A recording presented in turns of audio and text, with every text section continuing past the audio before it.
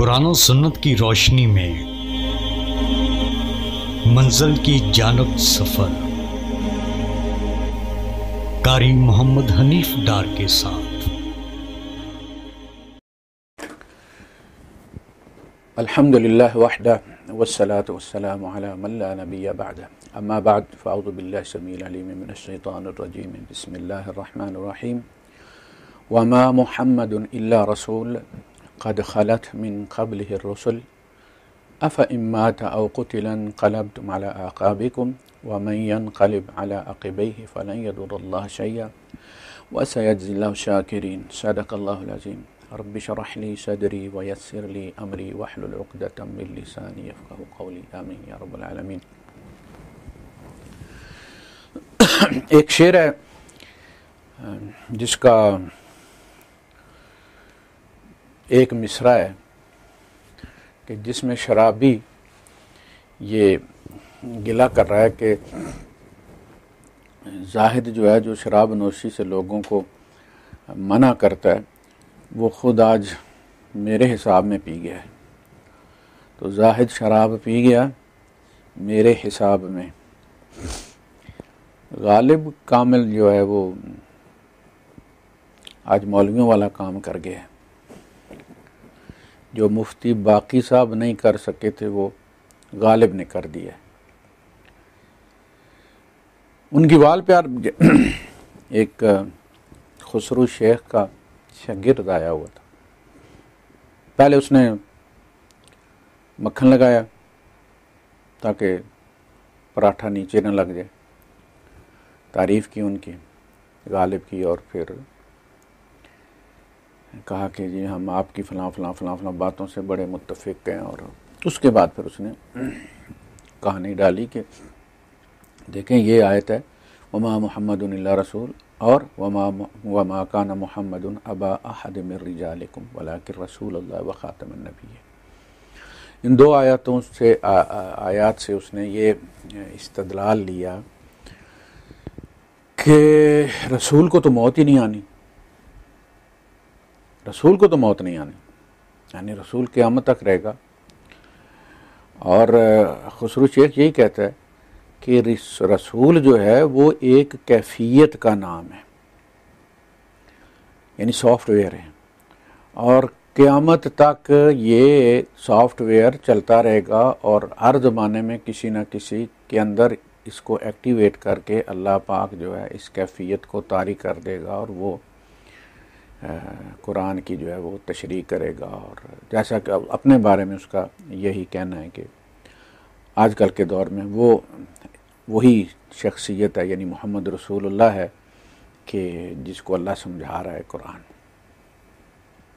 یہ ان کی پلی ہے، یہی اس نے بات کی وہاں پہ۔ تو اس نے پوچھا کہ یہ اس کا مطلب ہے یہ جو مدینے میں محمد دفن ہے یہ محمد رسول اللہ نہیں ہے؟ تو اس نے کہا نا یہ تو محمد بن عبداللہ ہو سکتے ہیں، کوئی اور محمد ہو سکتا ہے، لیکن وہ محمد رسول اللہ جو ہے وہ تو مریں گے ہی نہیں۔ اللہ فرما رہا ہے افإن مات أو قتل۔ تو غالب نے اسے کہا کہ بھائی صاحب، وہ کہہ رہا تھا کہ اگر یہاں ابن مریم ہوتے نا تو وہ میری بات زیادہ بہتر سمجھ لیتے، کیونکہ ان کو عربی زبان بھی آتی ہے اور ترجمہ بھی آتا ہے، اور اس کی اصطلاحات سے بھی وہ واقف ہیں۔ غالب نے کہا یار اتنی عربی تو مجھے بھی آتی ہے، میں کوئی یہاں خالی ہاتھ نہیں بیٹھا ہوا۔ اور پھر اس نے ترجمہ کر کے اس کو آیات کا دکھایا۔ اس نے کہا یہ جو وما کان محمد ابا احد من رجال کی جو تم کہتے ہو کہ محمد تو مردوں میں سے کسی کے آبا و اجداد نہیں ہیں، اس کا مطلب ہے وہ کوئی باڈی نہیں ہے، کوئی ہستی نہیں ہے، کسی کے بیٹے یا کسی کے باپ نہیں ہے۔ تو اس نے کہا کہ یہ ابا میں سے ابا و اجداد کہاں نکلتا ہے؟ ابا کا مطلب ہے کہ نا تم میں سے کسی کے ابا نہیں، تم مردوں میں سے کسی کے ابا نہیں۔ نرینہ اولاد ان کی جو تھی وہ ختم ہو گئی، بیٹیاں تھیں ان کی۔ تو اس میں سے تو ابا نکلتا ہے کہ تم یعنی جو صحابہ یہاں موجود ہو تم میں سے کسی کے ابا نہیں ہیں، مگر وہ اللہ کے رسول ہیں۔ تو کیا اس کا مطلب ہے وہ زید کے ابا نہیں ہیں، جو بات سمجھائی جا رہی ہے۔ وہ منہ بولا بیٹا تھا. اللہ نے پہلی آیات میں ہی اس سلسلے کو ختم کر دیا کہ یہ منہ بولی چیزیں نہیں چلیں گی, یہ کوئی رشتہ نہیں ہوتا, یہ تمہارے منہ کی باتیں ہیں. اور ادعوہم لآبائہم, ان کو جو اصلی باپ دادا ہے نا ان کے نام سے ان کو پکارو. یہ منہ بولے والی بات نہیں چلے گی. تو اللہ پاک نے فرمایا کہ یہ تم میں سے کسی کے ابا نہیں, یعنی زید کے ابا نہیں ہیں, زید کے ابا حارثہ ہیں, اور انہیں زید ابن حارثہ کہا کرو. اس لیے چونکہ حضور نے یعنی 10-20 سال جو ہے وہ ان کو محمد حارثہ ابن محمد کہلاتے رہے. وہ چھوٹے سے تھے جب انہوں نے باپ کے ساتھ جانے سے انکار کر دیا تو حضور نے انہیں بیٹا بنا لیا, حرم میں جا کے اعلان بھی کر دیا, بیٹا بن گئے. تو یہ 20 سال کا جو سفر ہے بیٹا رہنا کہلانا, صاحب ان کو زید بن محمد کہتے. زید بن محمد کی وجہ سے محمد صلی اللہ علیہ وسلم کی پھوپھی کی بیٹی ان کو دی گئی تھی کہ یہ محمد کے بیٹے ہیں. سمجھ لگی؟ لہذا ہم کف و رشتہ, ورنہ آزاد کردہ غلام جو ہے وہ تو برابر کا رشتہ نہیں ہے. تو وہ زید بن محمد کی وجہ سے محمد کی پھوپھی کی بیٹی جو ہے وہ ان کو دی گئی تھی. اب اچانک آ گیا کہ وہ ان کے باپ نہیں ہے, وہ زید بن حارثہ کہلائیں جو ان کا اصلی باپ ہے. تو اتنی ساری بات ہے. اس کو کہنا کہ تمہارے آباء و اجداد نہیں ہے, اس کا مطلب ہے کہ وہ کوئی جسم ہی نہیں ہے, کوئی باڈی نہیں ہے, نہ جس کو موت آئے گی, کچھ ایسا بالکل نہیں ہے. یہ پلی ہے ان لوگوں کی, خسرو شیخ کی اور اس کے شاگرد کی. تو غالب نے سے کہا کہ اس میں سے آباء و اجداد کہاں سے نکلتا ہے. اس کا ترجمہ یہ, یا وہاں جہاں ہے کہ وما محمد الا رسول قد خلت من قبلہ الرسل افإن مات أو قتل انقلبتم علی, اس آیت میں سے کہاں نکلا ہے کہ محمد فوت نہیں ہوں گے؟ اس آیت میں سے کہاں نکلتا ہے؟ تو بس وہ بولتی بند ہوگی اس کی. تو جو کام مفتی عبد الباقی نہیں کر سکا تھا, اس لیے کہ میں پہلے بھی کہتا ہوں آپ کو کہ قرآن ان کے نصاب میں شامل نہیں ہے. یہ مفتی ہوں, جفتی ہوں, شیخ الحدیث ہوں, عربی انہوں نے پڑھی ہو, کھائی ہو, پہنی ہو, اوڑھی ہو, ساتھ لے کر بازار جاتے ہوں, لیکن قرآن کے یہ قریب سے بھی نہیں گزرے. کہانیاں انہوں نے وہ تفسیری بیان کرتے ہیں جب بھی بیٹھیں گے ممبر پر, لیکن قرآن بیان نہیں کریں گے. میری ان سے یہی استدعا ہے, مفتی عبد الباقی سے بھی, کہ کسی قرآن سیکھے ہوئے بندے کے سامنے بیٹھو اور سبکن قرآن پڑھو, تاکہ پتہ چلے کہ قرآن کس موقع پر کیا بات کہہ رہا ہے اور کس سیاق و سباق میں کہہ رہا ہے. وہ کہانیاں اپنے دماغ سے نکالو جو تمہاری تفسیر کی کتابوں میں ڈال دی گئی ہیں, اور اس کے بعد ڈھکن لگا دیا گیا ہے, اور تمہاری سی ڈی جو ہے وہ لاک کر دی گئی ہے, اور اس کے اندر قرآن اب گھستا نہیں, وہی کہانیاں ہیں. تو جو کام وہ نہیں کر سکا, وہ خدا کا منکر اس نے بڑی جرت کے ساتھ وہ کر دیا. اس نے کہا یار میں بھی چھلانگ لگاتا ہوں, لیکن تمہارے جتنی نہیں لگا سکتا جو تم لگا رہے ہو جس قسم کی. یہ ایسا کوئی بھی کنسیپٹ اس میں سے نہیں نکلتا ہے ان آیات سے جو تم نے اپنایا ہوا ہے, اور اس کو فارغ کر دیا. لہٰذا میں اپریشیٹ کرتا ہوں ان کو, اور سمجھتا ہوں میرا ان کے بارے میں جو سمجھ تھی یا جو کنسیپشن تھی وہ اس حد تک تبدیل ہوئی ہے کہ بندہ آنیسٹ ہے, اگر اسے کوئی بات سمجھ نہ لگے تو اسے رد کرتا ہے. اس کا مطلب یہ ہے کہ اگر اس کی سمجھ میں لگ جائے تو اسے قبول بھی کرے گا. اور میں دعا کروں گا اللہ پاک سے, اور کرتا ہوں کہ رب العزت ان کی سمجھ میں بات لے آئے. ایسا آنیسٹ آدمی اس دور میں اس طرح بے خدا مرنا نہیں چاہیے. میں یہ بات صمیم قلب سے کہہ رہا ہوں, اس سے ان کی کوئی انسلٹ مراد نہیں ہے, میں بڑے درد دل کے ساتھ کہہ رہا ہوں. تو جناب اصل چیز یہ ہے کہ قرآن حکیم کے اندر اللہ پاک نے تمام جو میجر غزوات تھے ان کو ڈی بریف کیا. پہلے اللہ پاک نے کچھ نہیں بتایا, جنگ ہو گئی, اس کے بعد لائن حاضر کی یا پھر صحابہ کو, تم نے یہاں غلطی کی, یہاں غلطی کی, یہاں غلطی کی. تو یہ نہیں ہونا چاہیے تھا, یہ تمہارے شان نہیں ہے. منکم من یرید الدنیا ومنکم من یرید الآخرہ, تم میں کچھ لوگ دنیا کے طالب تھے, کچھ آخرت کے طالب تھے. تو غزوہ انفال, سورہ آل عمران غزوہ احد کو, سورہ انفال غزوہ بدر کو, سورہ فتح صلح حدیبیہ کو, سورہ الحشر جو ہے وہ یہود کے خلاف جو غزوات ہوئے ان کو بیان کرتی ہے. سورہ توبہ غزوہ تبوک کو بیان کرتی ہے. اس کی ڈی بریفنگ ہے، یعنی ہو جانے کے بعد پھر اللہ پاک نے اس میں بتایا ہے کہ کیوں کوئی کام کیوں ہوا اور کیوں نہیں ہوا. یعنی صلح حدیبیہ کے معاملے میں اللہ پاک نے کہا کہ ہم نے یہ جنگ نہیں ہونے دی. ہم نے هو الذی کف ایدی الناس عنکم وایدیکم عنہم، اللہ نے ان کے ہاتھ تم سے روک لیے وہ جو شب خون مارنے آئے تھے. اگر وہ شب خون بج جاتا تو جنگ ہو جانی تھی. اللہ نے ان کی نشاندہی کر لی، صحابہ نے ان کو دیکھ لیا اور ان کو بگا دیا اور کوئی شب خون نہیں مارا جا سکا. اللہ کہتا وہ میں نے بچایا، وہ میں نے ان بندوں کو اس طرف بھیجا کہ ادھر ذرا نگاہ مار کے اور دیکھ کے اور وہ بندے پکڑے گئے. وَهُوَ الَّذِي كَفَّ أَيْدِيَ النَّاسِ عَنْكُمْ وَأَيْدِيَكُمْ عَنْهُمْ أَيْدِيَهُمْ عَنْكُمْ وَأَيْدِيَكُمْ عَنْهُمْ، ان کے ہاتھ تم سے روکے اور پھر جب تم بیعت کر چکے تھے جنگ کی اور بالکل نفسیاتی طور پر تیار تھے جنگ کرنے کے لیے، تلواروں پر ہاتھ پھیر رہے تھے، ہم نے نہیں ہونے دی، ہم نے نہیں ہونے دی، ہم نے صلح کروائی. اس لیے کہ وہاں وہ مسلمان تھے مکے میں جنہیں تم نہیں جانتے، تم انجانے میں ان کے خون سے اپنے ہاتھ آلودہ کر لیتے ان معصوموں کے، اور تمہارے لیے یہ پھر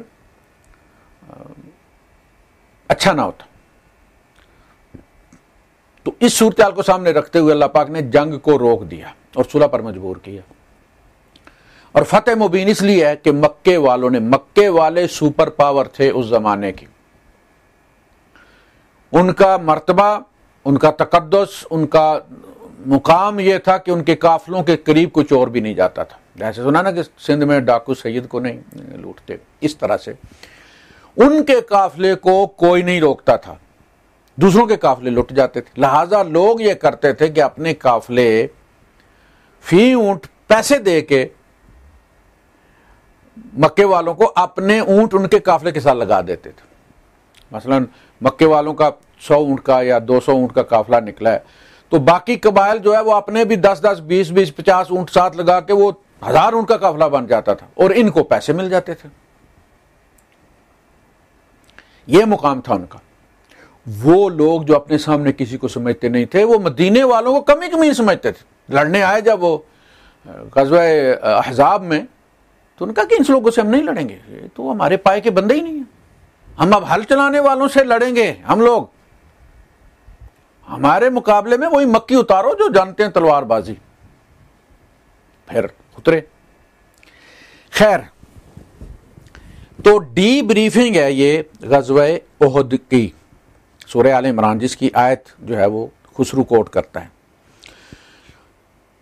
اللہ کے رسول صلی اللہ علیہ وسلم لاشوں میں دب گئے، ایک کھڈے میں گرے. آپ جب وہ ہلچل مچی نا، وہ حضرت خالد بن ولید رضی اللہ تعالیٰ نے پلٹ کے وار کیا دوسری طرف سے، تو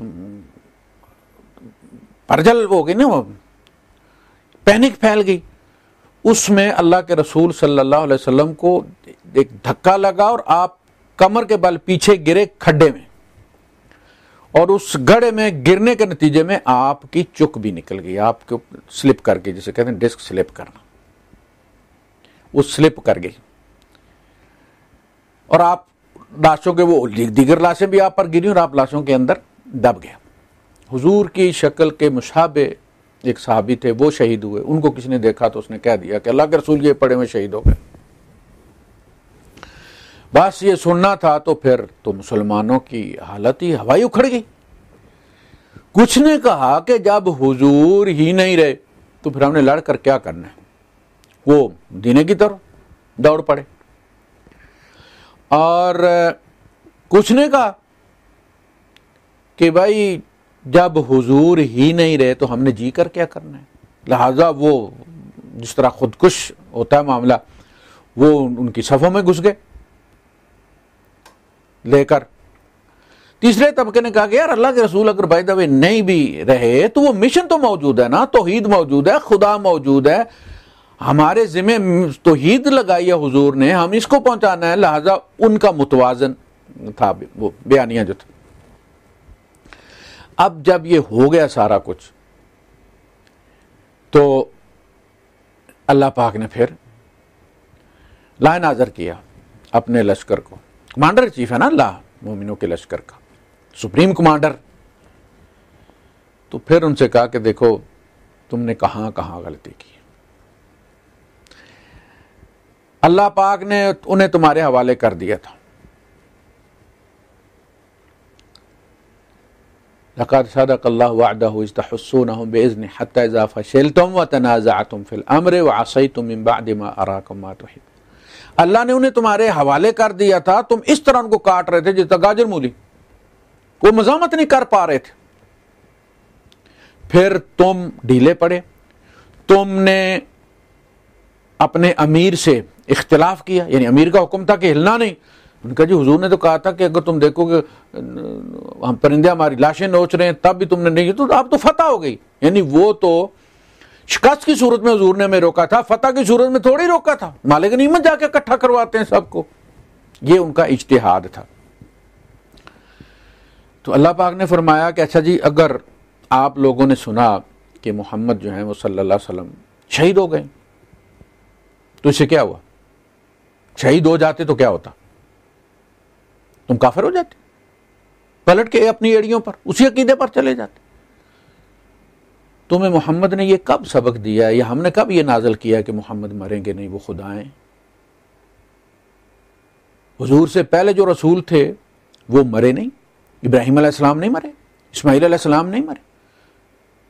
رسالت کا یا رسول کا مرنے نہ مرنے سے کیا تعلق ہے؟ ہر رسول آیا اپنا مشن پورا کیا چلے گئے. وما محمد الا رسول، محمد صرف رسول ہیں، خدا نہیں ہیں. قد خلت من قبلہ الرسل، ان جیسے بہت سارے رسول گزر گئے ہیں، فوت ہو گئے وہ.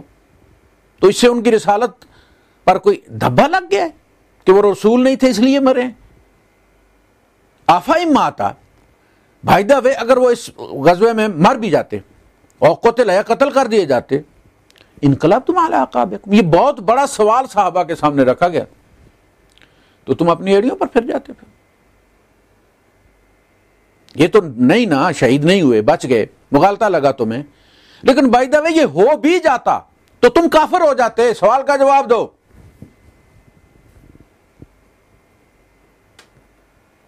یہ ہے اصل چیز. اس میں یہ کہنا کہ جی محمد مریں گے. اب دیکھیں آپ جس بات پہ اللہ انہیں ڈانٹ رہے ہیں کہ محمد کیوں نہیں مریں گے، محمد کوئی خدا ہے؟ محمد اللہ کے رسول ہیں، جس طرح دوسرے رسول تھے، مشن پورا کریں گے چلے جائیں گے. اس سے وہ جو محمد شیخ ہے، محمد شیخ اس کا نام نہیں، اس کا نام خسرو شیخ ہے، لیکن محمد شیخ اپنے آپ کو اس لیے کہلاتا کہ وہ آج کل محمد بنا ہوا ہے. تو اللہ پاک تو قرآن میں دیگر جگہ بھی ہے نا، وہ میں نے عرض کیا نا کہ آئین کو آئین کی شکوں کے ساتھ ملا کے پڑھنا پڑتا ہے. وہ کہ ابن صفی کی سٹوری کی طرح نہیں ہے. انکا میتون و انہم میتون. میت جو شد والی میت ہوتی ہے نا، یہ وہ ہوتی ہے جس نے مرنا ہے، جس کے مقدر میں موت لکھی ہوئی ہے. آج بے شک زندہ ہے، ہم سب میت ہیں چونکہ ہم نے مرنا ہے. انکا میتون، آپ نے بھی مرنا ہے مستقبل میں. مرے ہوئے کو میت کہتے ہیں، یعنی بغیر شد کے. اللہم اغفر لی حینا و میتنا و میتنا حرمت علیکم المیتہ، جو مر گیا ہے. وہ جو مر گیا اس کے لیے شد قرآن میں کہیں بھی استعمال نہیں. شد والی میت وہ ہے کہ جس کی تقدیر میں لکھا ہے مرنا ہے. انکا میتون و انہم میتون، آپ نے بھی مرنا ہے، انہوں نے بھی مرنا ہے. سورہ انبیاء میں فرمایا وما جعلنا لبشر من قبلک الخلد، ہم نے آپ سے پہلے بشروں میں سے کسی کو بھی خلود عطا نہیں کیا. حضور بشر ہے نا، تو کہا کہ بشر میں سے کسی کو ہم نے خلود عطا نہیں کیا. آفا امتا، اگر آپ مر جائیں فہم الخالدون، تو کیا وہ ہمیشہ رہیں گے؟ یعنی جو امیدیں لگائے بیٹھیں گے محمد صلی اللہ علیہ وسلم مر جائیں گے تو کہتے وہ رہیں گے، انہوں نے نہیں مرنا. عیسیٰ علیہ السلام کے بارے میں فرمایا مال مسیح ابن مریم الا رسول، مسیح ابن مریم کو خدا تھوڑی ہے کہ نہیں مریں گے. قد خلت من قبل رسول، ان سے پہلے والے رسول بھی مر گئے، وہ بھی مر گئے، انہیں خدا بنا لینا. صرف خدا نہیں مرے گا. کل من علیہا فان ویبقى وجہ ربک ذو الجلال والاکرام.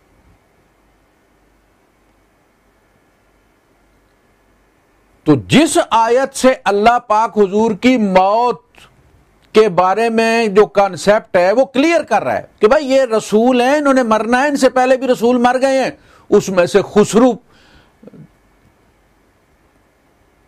شیخ جو ہے وہ نکال رہا ہے کہ جی رسول تو نہیں مرے، رسول تو نہیں مریں گے،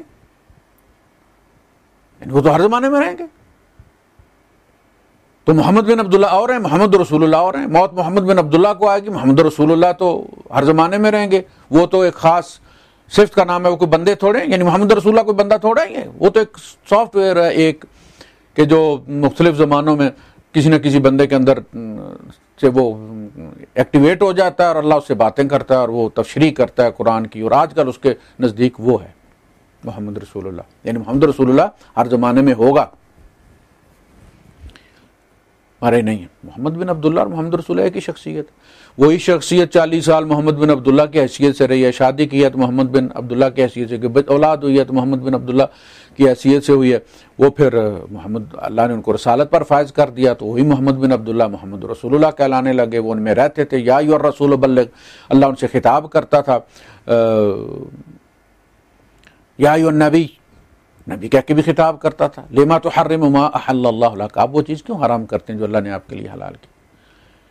تو وہی نبی ہیں، وہی رسول ہیں.